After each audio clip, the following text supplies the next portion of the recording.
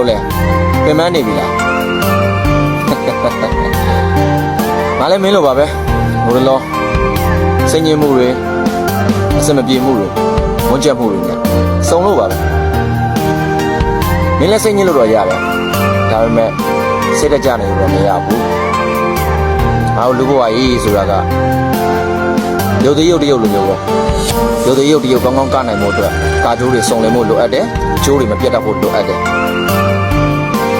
အဲ့တော့ငါတို့လည်းပဲဘဝဆိုတဲ့ဇက်ခုံကြီးပေါ်မှာကောင်းကောင်းကနိုင်ဖို့အတွက်စိတ်သက်ခွန်အားဆိုတဲ့ကျိုးတွေမပြတ်တတ်ဖို့အတွက်လိုအပ်တယ်